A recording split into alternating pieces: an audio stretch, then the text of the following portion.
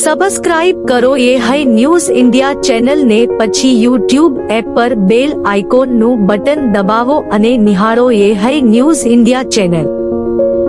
Audio Jungle. બનાસકાંઠાના બાબર વિસ્તારમાં CNG રિક્ષાની ચોરીના કેસમાં બનાસકાંઠા એલસીબી પોલીસે મોટી સફળતા મેળવી છે. પોલીસે 11.61 લાખની કિંમતની 8 ચોરીની રિક્ષા અને એક મોબાઈલ સાથે એક શખ્સની ધરપકડ કરી છે. બનાસકાંઠા જિલ્લા પોલીસ વડા અક્ષયરાજ મકવાણાની સૂચના અને માર્ગદર્શન મુજબ એલસીબી પોલીસ સ્ટાફ ભાભર વિસ્તારમાં પેટ્રોલિંગ કરી રહ્યો હતો. તે દરમિયાન ભાભર વાવ સર્કલ પાસે હાઈવે પર શંકાસ્પદ સીએનજી રિક્ષા GJ01TJ 8645 જોવા મળી હતી. જે રિક્ષાને રોકીને ચાલક પાસે કાગળો માંગવામાં આવ્યા હતા, પરંતુ તે સંતોષકારક જવાબ આપી શક્યો નહીં. રિક્ષા ચાલકે પોતાની ઓળખ દિનેશ વાલ્મીકી તરીકે આપી હતી. તે હાલ હેબતપુર બોડકદેવ અમદાવાદમાં રહે છે અને મૂળ વતન વડા કાંકરેજનો છે. પોલીસની પૂછપરછમાં તેમણે કબૂલ્યું કે રિક્ષા અમદાવાદ શહેરમાંથી ચોરી કરી અને વેચવા માટે લાવ્યો હતો. વધુમાં તપાસ પોલીસે આરોપી પાસેથી 8 ચોરીની રિક્ષા અને એક મોબાઈલ કબજે કર્યા હતા. આ કેસથી અમદાવાદ શહેરના જુદા જુદા પોલીસ સ્ટેશનોમાં નોંધાયેલા 7 ગુનાઓનો ભેદ ઉકેલાયો છે. ત્યારે હાલ તો ભાભર પોલીસે આરોપી વિરુદ્ધ BNS કલમ 35(1) 106 હેઠળ કાર્યવાહી શરૂ કરી છે. બનાસકાંઠા જિલ્લાના અમીરગઢના અરણીવાડા ગૌશાળા મહાકાલેશ્વર મંદિર, કાળા બાપજીની સમાધિ સ્થળ અને ગૌશાળાના નવીન ગાદીપતિ લાલપુરીજીના સાનિધ્ય ખાતે હવન કાર્યક્રમ યોજાયો હતો. જેમાં દૂર દૂર સુધીના સંતો, મહંતો અને આજુબાજુ ગામોના ભાવિક ભક્તો મોટી સંખ્યામાં ઉમટી પડ્યા હતા અને સંતો, મહંતો અને ભાવિકોએ કાળા બાપજીની સમાધિના દર્શન કરી મહાપ્રસાદ લઈ ધન્યતા અનુભવી હતી. અમીરગઢ તાલુકો એક તપોભૂમિ કહેવામાં આવે છે. ત્યારે અમીરગઢ તાલુકામાં કેટલાક સંતો, મહંતો બની ગયા. ત્યારે અમીરગઢ તાલુકાના અરણીવાડા ગૌશાળા અને મહાકાલેશ્વર મંદિરના ગાદીપતિ કાળા બાપજીના જીવનકાળ દરમિયાન અમીરગઢ તાલુકાના અનેક ગામોમાં નવીન મંદિર નિર્માણ કરી હવન કાર્યક્રમો કરવામાં આવ્યા હતા. ત્યારે અમીરગઢના અનેક ગામોમાં હવન કાર્યક્રમો કરવામાં આવતા કાળા બાપજી લોકપ્રિય બન્યા હતા. ત્યારે અમીરગઢના અરણીવાડા ગૌશાળા ખાતે કેટલાક હવનનો કાર્યક્રમ યોજાઈ ગયા અને અત્યારે પણ ગૌશાળા ખાતે કાળા બાપજીની સમાધિ જીવિત રાખવા માટે હવન કાર્યક્રમો યોજાઈ રહ્યા છે. અરણીવાડા ગૌશાળા મહાકાલેશ્વર મંદિરના સાનિધ્યમાં બ્રહ્મલીન 1008 કાળા બાપજી શંકરપુરી મહારાજ, જે એમની દ્વિતીય વાર્ષિક તુલસી ભંડારાનું આયોજન રાખવામાં આવ્યું હતું. સાધુ, સંતો, મંતો ખૂબ જ મોટી સંખ્યામાં અહીંયા હાજરી રહ્યા હતા. તેમજ આજુબાજુ ગામડાઓના લોકો પણ ખૂબ જ હાજર રહી અને ભવ્ય લોકમેળાનું આયોજન જે રાખવામાં આવ્યું હતું, એમાં બાપુના દર્શન કરી સંતો, મંતો દ્વારા વિધિ વિધાનસર જે પૂજા અર્ચના કરવામાં આવી હતી, તેમજ પ્રસાદનો લાભ લઈ અને ધન્યતા અનુભવી હતી. તેમજ 1008 કાળા બાપજી અમીરગઢ તાલુકાના એક વિશાળ જે લોકપ્રિય હતા, જેથી એમના લીધે ખૂબ જ આજુબાજુના વિસ્તારમાં મોટા ભંડારા થઈ રહ્યા હતા. અને આજે પણ પબ્લિકની એવી ચાહના છે કે બાપુના જે ગયા પછી જે સાનિધ્યમાં આજે તુલસીના ભંડારામાં ખૂબ જ લોકો એ પ્રેમથી અને ખૂબ મેળાનું આયોજન કરી રહ્યા છે. આજના આધુનિક યુગમાં જ્યાં ટીવી, મોબાઈલ અને વિવિધ મનોરંજનના સાધનો લોકોની દૈનિક જિંદગીનો હિસ્સો બની ગયા છે, ત્યારે એક સમય એવો પણ હતો જ્યારે ગામડાઓમાં ભવાઈ મંડળો દ્વારા મનોરંજન પૂરું પાડવામાં આવતું હતું. આ મંડળો દ્વારા ગામે ગામ ફરીને સાંસ્કૃતિક નાટકો રજૂ કરાતા હતા. ત્યારે આજની ડિજિટલ યુગમાં દિન પ્રતિદિન આપણી સંસ્કૃતિને ભૂલાતી જઈ રહી છે. ત્યારે આ ઓછબિયા એટલે કે ભવાઈઓ દ્વારા આપણી પૌરાણિક સંસ્કૃતિને જીવંત રાખવાનું કામ કરવામાં આવી રહ્યું છે. જેમાં લોકો દ્વારા વિવિધ વેશભૂષા સાથે લોકોને આપણી સંસ્કૃતિ યાદ અપાવી રહ્યા છે. જેમાં લોકો પતાઈ રાજા, રાજા હરિશ્ચંદ્ર જેવા અનેક પાત્રો રજૂ કરી લોકોને આપણો સાંસ્કૃતિક વારસો યાદ અપાવે છે. થરાદ પંથકમાં લોકોને ગમ્મત સાથે જ્ઞાન તેમજ વ્યસન મુક્તિ તરફ વળવાનું જ્ઞાન પીરસવાનું કામ આ લોકો કરી રહ્યા છે. વાવ થરાદ પંથકમાં ઢીમા ધરણીધર ભગવાનનું મોટું મંદિર આવેલ છે અને આ વિસ્તારનું એક એવું મંદિર છે જ્યાં મૂછાળા ભગવાન બિરાજે છે. અને આ ઓસબિયા એટલે કે ભવાઈને પણ ઢીમાવાળા ઓસબિયા કહેવાય છે. અને તેઓના જણાવ્યા મુજબ આ લોકો 9 ગામની જે દક્ષિણે આવે તે પોતે રાખતા હોય છે અને 10મા ગામની જે દક્ષિણે આવતી હોય તો તેઓ ઢીમા ધરણીધર ભગવાનને મંદિરે આપતા હોય છે. જોકે આ લોકો ગામડામાં જઈ સંસ્કૃતિના વિવિધ પાત્રો સાથે પોતાની કળા રજૂ કરે છે. તેમજ લોકોને પોતાના બાળકોને મોબાઈલ ફોનથી દૂર રાખી અભ્યાસ તરફ વધુ ધ્યાન આપવામાં તેમજ વ્યસનથી દૂર રહેવા લોકોને પ્રેરણા આપે છે અને સવારે રાવણનું પાત્ર રજૂ કરી લોકોને મનોરંજન તેમજ વિવિધ માર્ગદર્શન પૂરું પાડતા હોય છે. જો કે આ સમગ્ર મામલે થરાદના પોલીસ અધિક્ષક દ્વારા ભવાઈના કલાકારો ઓછબિયાઓને આજે સન્માન કરાયું હતું અને યે ન્યૂઝ ઇન્ડિયાની ટીમની સાથેની વાતચીતમાં જણાવ્યું હતું કે આ લુપ્ત થતી ઓછબની કળા છે, બહુ સારી કળા છે અને આ લોકો ગામે ગામ જઈને બહુ સારા સંદેશ આપે છે. લોકોએ આ કળાના કલાકારો ઓછબિયાઓને પ્રોત્સાહિત કરવા જોઈએ. આ લોકો વ્યસનથી દૂર રહેવાનો સંદેશ આપી રહ્યા છે, જેને લઈને અમે પોલીસ તરીકે આજે તેમની પૂરી ટીમનું સન્માન કર્યું છે અને જ્યાં અમારી જરૂર પડે ત્યાં તેઓને મદદ પણ કરીશું તેમ જણાવ્યું હતું. આજે અમને થરાદ મુકામે ડીવાયસી સાહેબે બોલાવી અને અમારું ખૂબ સન્માન કર્યું છે અને જે અમારી કલાને એમને માન આપ્યું છે અને કલાને જીવતી રાખવા માટે અમને પણ ખૂબ એમણે ધન્યવાદ આપ્યો છે અને જ્યાં સાથ સપોર્ટ ને સહકાર એ અમને પણ સાહેબ આપશે. અમારે જ્યાં જરૂર પડશે ત્યાં અમે પણ સાથ સહકારને સપોર્ટ કરીશું અને ખૂબ ખૂબ સાહેબને પણ ધન્યવાદ છે, પોલીસ લાઇનને પણ ધન્યવાદ છે કે અમારી આ કલાની કદર કરી અને જે કલાની કદર કરે છે ને એને ખૂબ ખૂબ ધન્યવાદ છે. આજરોજ અમારા પત્રકાર છે મહેન્દ્રભાઈ ઓઝા, એમના મારફતે અમને સારો એક લેખ એમણે છાપામાં લખેલો કે ભાઈ આ વિસ્તારની એક કળા છે ઓછબિયા, જેને કળા કહેવાય છે. એ લોકો વિવિધ આપણી સંસ્કૃતિ ઉપર નાટકો રાખે છે અને ખૂબ સારો સંદેશ ગામ લોકોને આપે છે અને આપણી જે સંસ્કૃતિ, જે લુપ્ત થતી સંસ્કૃતિ છે એને બચાવવા માટે ખૂબ સારું કામ કરે. એવું અમારા ધ્યાને આવતા અમે મહેન્દ્રભાઈનો સંપર્ક કરેલ અને મહેન્દ્રભાઈને કીધું કે આ જે ઓછબની કળા જે છે, જે લુપ્ત થતી કળા છે, ખરેખર તો ગામે ગામ જઈને બહુ સારા સંદેશ આપે છે. આ લોકોને અમારી પાસે લઈ આવો, અમે એનું સન્માન કરવા માંગીએ છીએ. એટલા માટે થઈને આજે આ ઓછબની જે કળા જે નાટક કરે છે એ લોકો બધા આવેલા અને 10 વ્યક્તિઓ જે એમનું મંડળ છે, આખું મંડળ આવેલું અને અમે એમનું સન્માન કરેલું છે. ખૂબ સરસ છે અને આજના આધુનિક યુગની અંદર ખરેખર માણસ જેમ જેમ પોતે લાગણીથી દૂર જતો જાય છે એવા સંજોગોમાં આ એક ગામને ભેગું રાખવા માટે અને જે આ કળા છે એ જીવંત રાખેલી છે. ખરેખર બહુ સારી બાબત છે.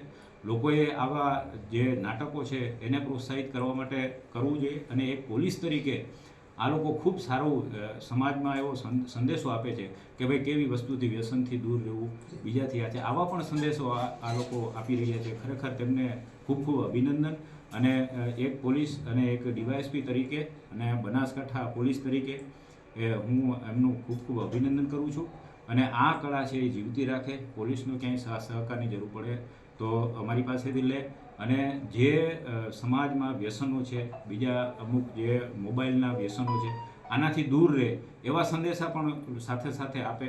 એટલી અમે એમને વિનંતી પણ કરેલી છે અને ખાસ કરીને પત્રકાર મિત્રો, થરાદના તમામ પત્રકાર મિત્રોએ આજે અહીંયા હાજરી આપેલી છે એ બદલ થરાદના તમામ પત્રકાર મિત્રોનો પણ ખૂબ ખૂબ આભાર છે કે આ કળાને જીવંત રાખવા માટે અમારી પાસે લોકોને લઈ આવ્યા છે. ખૂબ ખૂબ આભાર અને આ કળા જીવંત રહીએ અને લોકો આમાંથી ઘણું શીખે અને લાગણીસભર આખો માહોલ પેદા થાય એવા માટે થઈને આ એક કાર્યક્રમ, સન્માનના કાર્યક્રમનું આયોજન કરેલું હતું. Thank you.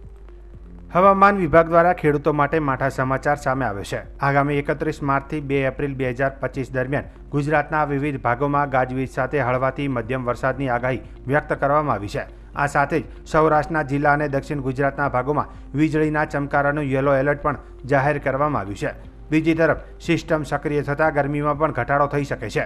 જિલ્લાઓના મહત્તમ તાપમાનમાં છેલ્લા 24 કલાક દરમિયાન 1 ડિગ્રી સેલ્સિયસનો ઘટાડો નોંધાયો છે. જોકે આગામી 48 કલાક કેટલાક જિલ્લામાં 1 થી 2 ડિગ્રી સેલ્સિયસ તાપમાનમાં વધારો થઈ શકે છે, પરંતુ તે વધારો સામાન્ય રહેશે. અમદાવાદ અને આસપાસના વિસ્તારમાં આજે મહત્તમ તાપમાન 37 ડિગ્રી સેલ્સિયસ અને લઘુત્તમ તાપમાન 19 ડિગ્રી સેલ્સિયસની આસપાસ રહેશે. હવામાન વિભાગના ડાયરેક્ટર A.K. દાસના જણાવ્યા અનુસાર ગુજરાત પર આગામી 31 માર્ચથી સિસ્ટમ સક્રિય થશે, જેને કારણે 2 એપ્રિલ 2025 સુધી વિવિધ ભાગોમાં હળવાથી મધ્યમ વરસાદની આગાહી છે. ગુજરાત પર એક ટ્રફ સક્રિય થયું છે, જેને કારણે દરિયાનો ભેજ જમીન તરફ ખેંચાશે. તેને કારણે સૌરાષ્ટ્ર અને દરિયાકાંઠાના જિલ્લામાં અને દક્ષિણ ગુજરાત તથા પૂર્વ તરફ જિલ્લાઓ ઉપરાંત ઉત્તર ગુજરાતમાં પણ કેટલાક જિલ્લામાં હળવાથી મધ્યમ વરસાદની શક્યતાઓ છે. આ સાથે જ વરસાદ દરમિયાન વીજળીના ચમકારા પણ જોઈ શકાશે. आने वाले दिनों में हमारा जो गुजरात रीजन के लिए फोरकास्ट है, तापमान में 2 से 3 डिग्री बढ़ोतरी रहेगा अगले 5 दिन तक. उसके और जो डे 4 एंड डे 5 मतलब आपका 1 एंड 2 अप्रैल आपका rain with thunder shower, thunderstorm with lightning, और जो विंड का स्पीड रहेगा 30 to 40 किलोमीटर प्रति घंटा में विंड स्पीड रहेगा। ये हमारा गुजरात रीजन के लिए दिया गया है। और इसमें जो सौराष्ट्र कोस्ट का साउदर्न पार्ट में दिया गया है वो 1 एंड 2 अप्रैल को, और जो डे 3 से लेकर डे 6 तक लाइट टू मॉडरेट रेन का भी फोरकास्ट है, बहुत Saurashtra coast region and Gujarat region के लिए दिया गया है। सर कारण अभी जो कारण है, एक ट्रैप बना हुआ है इंटीरियर महाराष्ट्र के थ्रू पास कर रहे हैं, वो ट्रैप का मूवमेंट के कारण ये विंड पैटर्न चेंज होगा, फिर इसके कारण ये वेस्टर्न इंकर्सन होगा, फिर बारिश थंडरस्टॉर्म का चांसेस है। सर अभी कोई अलर्ट? हाँ, येलो अलर्ट दिया गया है, जहाँ थंडरस्टॉर्म जो डिस्ट्रिक्ट हम लोग बुलेटिन में रख रहे हैं उसमें येलो अलर्ट दिया गया है। कौन सी जगह पर? ये जो थंडरस्टॉर्म वार्निंग दिया गया है, ये डिस्ट्रिक्ट है गुजरात रीजन में आपका आ रहा है छोटा उदयपुर, नर्मदा, सूरत, डांग, नवसारी, वलसाड, तापी, दमन and Dadra Nagar Haveli, and Saurashtra coast में अमरेली, भावनगर। ये डे 4 मतलब 1 को, और जो 2 को आएगा 2 अप्रैल को, इसमें आएगा गुजरात रीजन में साबरकांठा, अरावली, खेड़ा, आनंद, पंचमहल, दाहोद, माहिसागर, वाडोदरा, छोटा उदयपुर, नर्मदा, भरूच, सूरत, डांग, नवसारी, वलसाड, तापी, दमन, दादरा नगर हवेली। और सौराष्ट्र कोस्ट में आपका एक भावनगर, गिर सोमनाथ, बोटाड एंड दीव। सर अहमदाबाद का टेम्परेचर क्या रहेगा ऑलमोस्ट? अहमदाबाद का जो टेम्परेचर रहेगा, आपकी मैक्सिमम टेम्परेचर 37 डिग्री सेंटीग्रेड के आसपास, और न्यूनतम जो है 19 डिग्री सेंटीग्रेड के आसपास रहने का पूर्वानुमान है। क्लियर स्काई रहेगा। जो पवन का अभी दिशा है उत्तर से उत्तर पूर्व है। ગુજરાતના સુરેન્દ્રનગર એસઓજી પોલીસે મણિપુર અને નાગાલેન્ડમાંથી શંકાસ્પદ રીતે હથિયારના લાયસન્સ મેળવનાર 21 શખ્સોને રાઉન્ડ અપ કરી કાર્યવાહી હાથ ધરી છે। રાઉન્ડ અપ કરેલ 21 શખ્સો પૈકી 17 શખ્સો પાસેથી અલગ અલગ 25 હથિયાર કિંમત રૂપિયા 25 લાખ તેમજ શંકાસ્પદ હથિયારોના લાયસન્સ સહિતનો મુદ્દામાલ કબજે કરી કાયદેસરની કાર્યવાહી હાથ ધરવામાં આવી છે। 5 પિસ્તોલ, 12 રિવોલ્વર, 8 બારબોર સહિત કુલ 25 હથિયારો કબજે કરવામાં આવ્યા હતા, જેમાં એજન્ટો મારફતે મણિપુર અને નાગાલેન્ડમાંથી હથિયાર મેળવ્યા હોવાની કબૂલાત રાઉન્ડ અપ કરેલા શખ્સોએ કબૂલાત કરી જિલ્લાના વિવિધ તાલુકાના 17 જેટલા શખ્સો પાસેથી હથિયાર મળી આવ્યા છે। સાહેબ શું કહેશો, આ ગેરકાયદેસર રીતે હથિયારનો પર્દાફાશ કર્યો છે, શું આપણી મોડસ ઓપરેન્ડી હતી અને હાલ કેવી કાર્યવાહી હાથ ધરવામાં આવી છે? ગુજરાત રાજ્ય પોલીસ વડા ડીજીપી શ્રી વિકાસ સહાય સાહેબ નાઓની અસામાજિક તત્વો વિરુદ્ધની 100 કલાકની અસરકારક કામગીરીની ઝુંબેશ અંતર્ગત રાજકોટ રેન્જ આઈજીપી શ્રી અશોકકુમાર યાદવ સાહેબની સૂચના અને સુરેન્દ્રનગર જિલ્લા પોલીસ વડા ડીઆઈજીપી શ્રી ડૉક્ટર ગિરીશ પંડ્યા સાહેબના સીધા માર્ગદર્શન હેઠળ અસામાજિક તત્વોએ ધારણ કરેલ ગેરકાયદેસર હથિયારો અંગેની બાતમી મેળવી કાયદેસરની કાર્યવાહી કરવા અંગે સૂચના આપેલી હતી, જે અંતર્ગત એસઓજી પીઆઈ શ્રી ભાવેશસિંહ રખિયા નાઓની બાતમી મળેલ કે અમુક ગુનાહિત પ્રવૃત્તિ સાથે સંકળાયેલ ઇસમો જેમને સુરેન્દ્રનગર જિલ્લાથી ગેરકાયદેસર રીતે હથિયાર પરવાનું મળી શકે એમ ન હોય તેઓએ એજન્ટો મારફતેથી નાગાલેન્ડ અને મણિપુર રાજ્યમાં પોતાના રહેણાંકના પુરાવા ઊભા કરી અને લાયસન્સ પરવાના મેળવેલ હતા અને સુરત અને હરિયાણાથી હથિયારો ખરીદેલ હતા। બાતમીના આધારે અત્યાર સુધી કુલ 21 ઇસમોને રાઉન્ડ અપ કરવામાં આવેલ છે, જે પૈકી 17 ઇસમોએ 25 જેટલા હથિયારો ધારણ કરેલા હતા અને બાકીના 7 ઇસમોએ ફક્ત પરવાના મેળવેલા હતા। અને આ જે હથિયાર ખરીદેલા હતા એ ઇસમો જેઓના મૂળ રહે છે થાનગઢ, ચોટીલા, મૂડી, સાયલા, લીંબડી અને સુરેન્દ્રનગર શહેરના મૂળ રહેવાસી છે।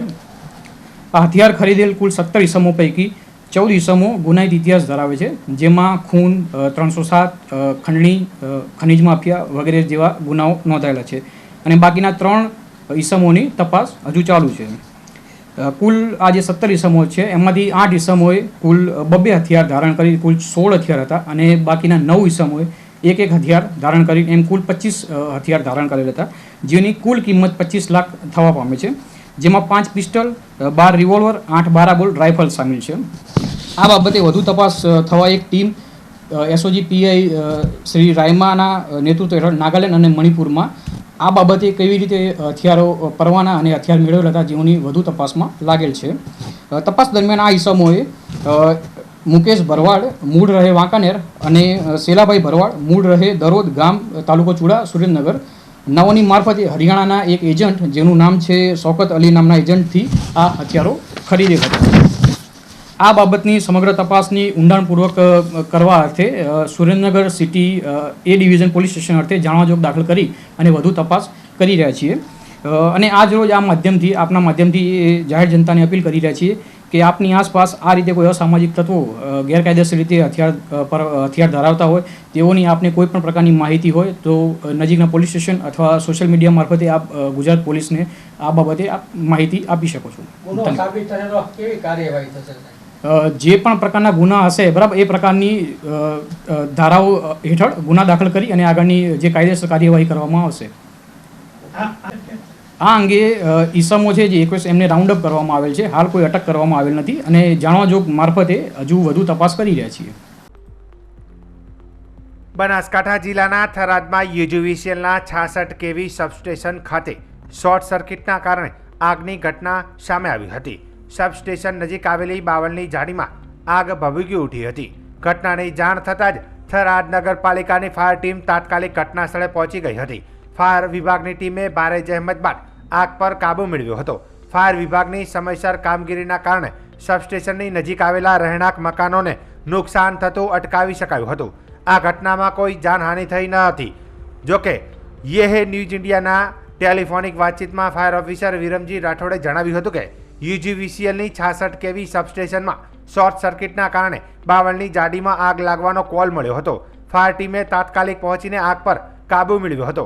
આસપાસના રહેણાંક મકાનોને થતું નુકસાન પણ અટકાવવામાં સફળતા મળી હતી તેમ જણાવ્યું હતું. સમગ્ર ગુજરાતમાં ડ્રગ્સના દૂષણને ડામવા માટે સરકારે પોલીસને કડક હાથે કામ કરવાની સૂચના આપી છે. જેના ભાગરૂપે છેલ્લા ઘણા સમયથી ગીર પોલીસ એક્શન મોડમાં જોવા મળે છે. જિલ્લાના કોઈપણ ભાગમાં નાર્કોટિક્સ ડ્રગ્સની હેરફેર પર પોલીસની ચાંપતી નજર રહે છે. ગીર એસઓજી પોલીસને મળેલી બાતમીને આધારે એસઓજીએ વેરાવળના એક શખ્સ હનીફ પર ચાંપતી નજર રાખી હતી. આ શખ્સ મહારાષ્ટ્રના ગ્રામ્ય વિસ્તારમાંથી ગાંજો લાવ્યો હોવાનું પોલીસના ધ્યાને આવતા જ તેને 7 કિલો ગાંજા સાથે વેરાવળના સોમનાથ ટોકીજ વિસ્તારમાંથી દબોચ્યો હતો. આ હનીફની આગવી ઢબે પૂછપરછ કરતા મહારાષ્ટ્રના ગ્રામ્ય વિસ્તારમાંથી રહીમુદ્દીન પાસેથી ગાંજાની સપ્લાય મેળવી હતી અને વેરાવળના શબ્બીર ઉર્ફે હુલ્લડ અબ્દુલ પંજા કે જે સૈયદ શાહ આલમ શાહની દરગાહનો મુંજાવર છે તેને આ ગાંજાની ડિલિવરી આપવાની હતી. આથી ગીર એસઓજીએ મહારાષ્ટ્રના શખ્સ અને અહીંના મુંજાવરની ધરપકડ માટે કવાયત હાથ ધરી છે. ગઈકાલે ગીર સોમનાથ એસઓજીને બાતમીના આધારે સોમનાથ ટોકીજ વિસ્તારમાં હનીફ ઉર્ફે ભૂરો ઇબ્રાહિમ સોરઠિયા કે જે મહારાષ્ટ્રમાંથી ગાંજો લઈને આવતો તેવી ચોક્કસ બાતમી હતી. બાતમીના આધારે એસઓજીએ ટ્રેપ કરી એમને 70,000 રૂપિયાની કિંમતના કુલ 7 કિલો ગાંજા સાથે પકડેલ છે.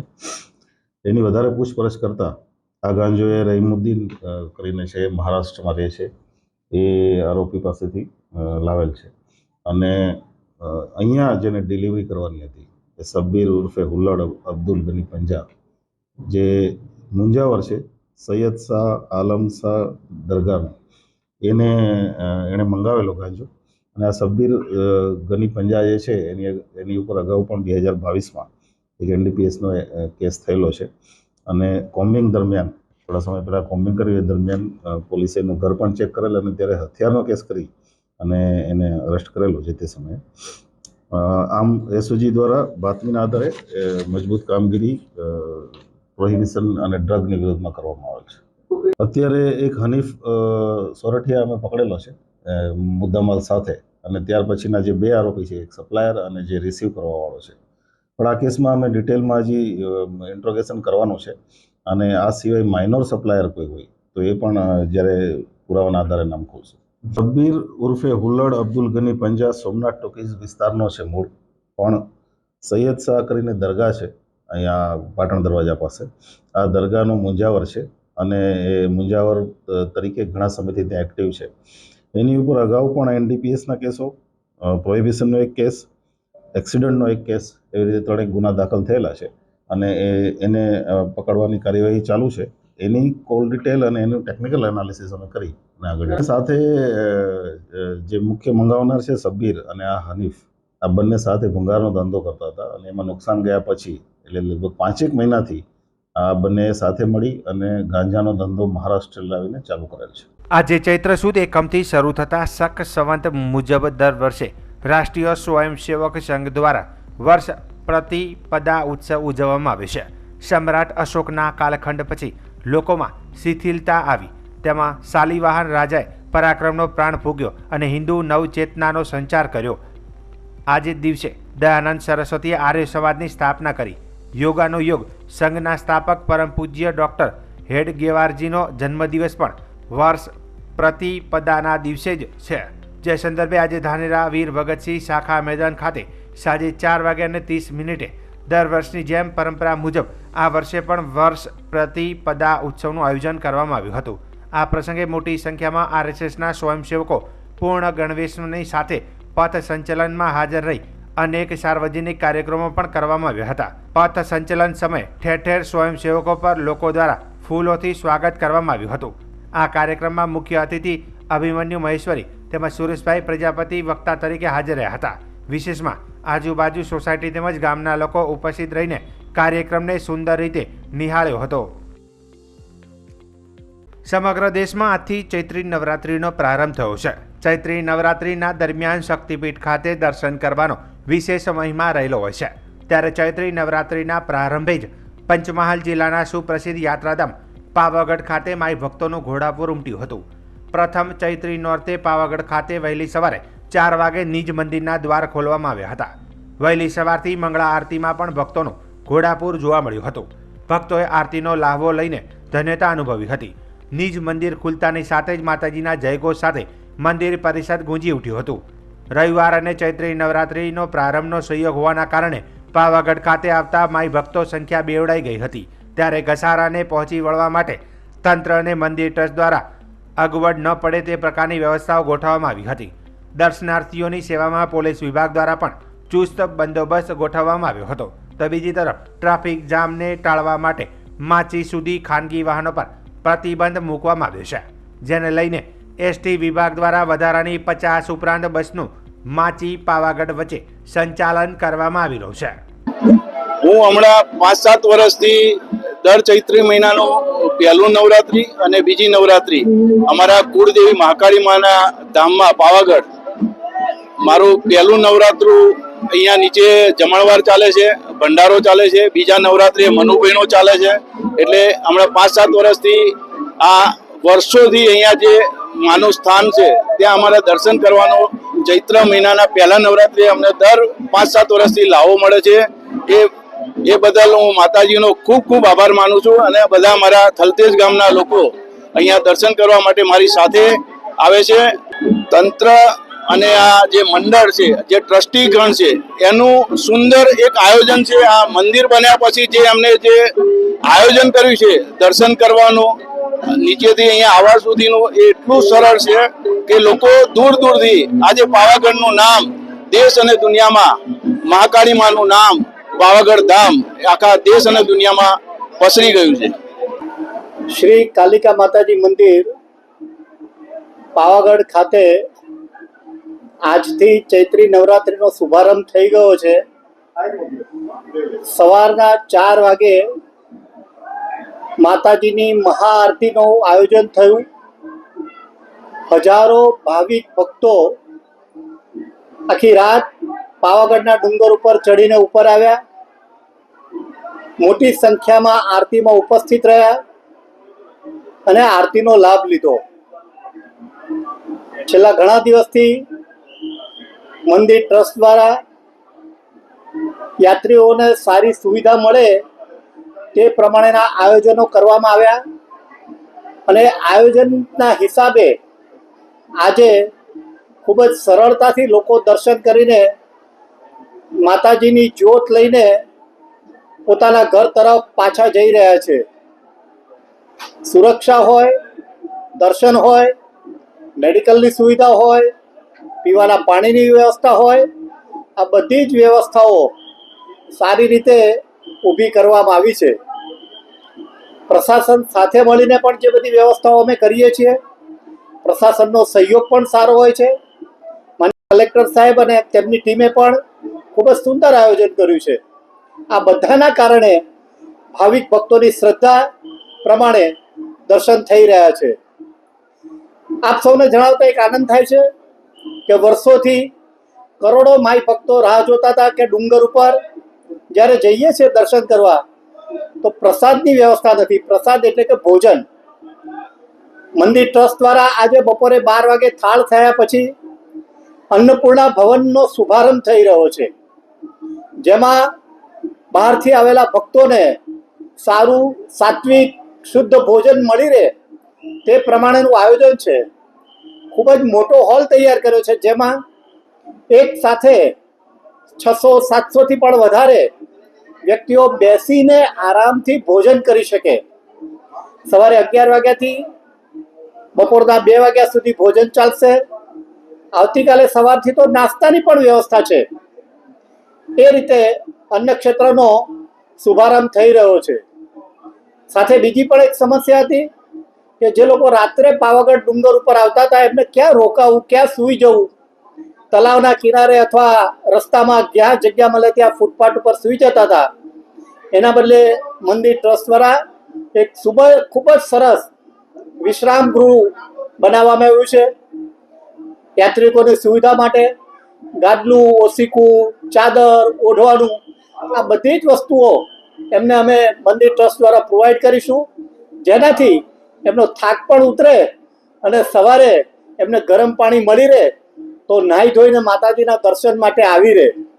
આમ ટ્રસ્ટ દ્વારા શ્રદ્ધાને અનુરૂપ જે વ્યવસ્થાઓ થવી જોઈએ તે વ્યવસ્થાઓને અનુરૂપ આ બધી ગોઠવણો થઈ છે.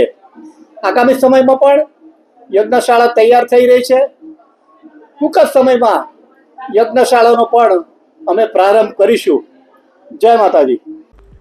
સલામત સવારી એસટી અમારીનું સૂત્ર છે, પણ 2 દિવસથી ગુજરાત રાજ્ય એસટી નિગમ દ્વારા મુસાફરો પર 10% વધારો કર્યો છે. અમરેલી જિલ્લાના એસટીમાં મુસાફરી કરતા મુસાફરોમાં ભાવ વધારાથી કચવાટ જોવા મળ્યો હતો, પણ છેલ્લા 10 વર્ષથી એસટી નિગમ દ્વારા એસટી બસોની મુસાફરીમાં ભાવ વધારો થયો ન હતો.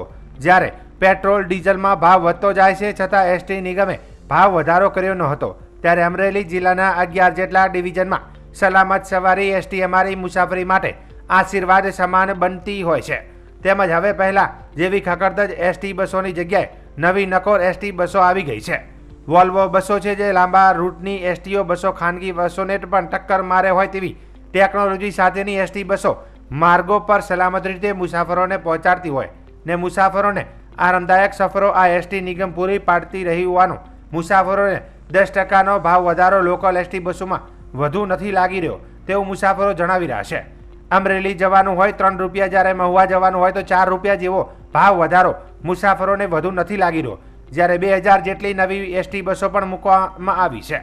નવા આધુનિક એસટી બસ સ્ટેન્ડો બની રહ્યા છે. ડ્રાઈવર કંડક્ટરોની ભરતીઓની કામગીરીઓ નિગમ દ્વારા ચાલુ છે. ત્યારે મુસાફરોની સગવડતા વધે તે હેતુને ધ્યાને લઈને 10%નો વધારો કરાયો હોવાને એસટી નિગમના અધિકારી વિમલ નથવાણીએ જણાવ્યું હતું. મારું નામ ઇરફાન કુરેશી છે. છેલ્લા 10 વર્ષથી એસટી નિગમમાં વધારો નથી આવ્યો. કાલે જે 10% વધારો આવ્યો છે એ આપણે આમ ગણવી તો અમરેલીના 3 રૂપિયા, મહુવાના 4 રૂપિયા, પણ એની સામે એસટી નિગમ સુવિધા એવી આપે છે કે અત્યારે એસટીમાં વોલ્વો જેવી ગાડી આવી ગઈ છે. તો મને એમ લાગે પેટ્રોલ ડીઝલમાં એમાં વધારો થાય તો એની આમ કાંઈ મને ઓલું નથી લાગતું કે આ વધારો કહેવાય. એની અમે સુવિધા 1 નંબર આપે છે, એટલે મુસાફરોને કોઈ વધારો ન લાગે એવું મને જણાવવામાં લાગે છે. એસટીમાં ભાડામાં 10%નો વધારો આવ્યો છે. ઘણા સમયથી ભાડું પહેલાં 13-14માં વધેલું હતું, પછી ઘટાડ્યું, પછી વધારો આમ તો ઘણા સમયથી પેન્ડિંગ હતો અને વધારો કરવો જરૂર તો એટલા માટે જ આવું હાઈ મેનેજમેન્ટ તરફથી નિર્ણય લેવામાં આવેલો છે. પણ જેના અસરમાં 2000 નવી બસો આવવાની છે. ડ્રાઈવર કંડક્ટરની ભરતી હાલ ચાલુ છે, એટલે ભરતી પૂર્ણ થઈ તમામ ડ્રાઈવર કંડક્ટરની ઘટ પૂર્ણ થઈ જશે. જેટલા અમારા બંધ રૂટ છે બધા ચાલુ થઈ જશે અને પ્રજાની સુખાકારીમાં વધારો થવાનો છે. તેમજ બસ સ્ટેશનો જ્યાં જ્યાં નવા બનાવવા જરૂરી છે ત્યાં તમામ બસ સ્ટેશનો નવા બનાવવાના પણ પ્લાનિંગ છે. એટલે જે વધારો છે એ વધારાને ન જોતા પ્રજાજનોમાં એમની સગવડતામાં વધારો થવાનો છે એ રીતે જોવા જેવું છે.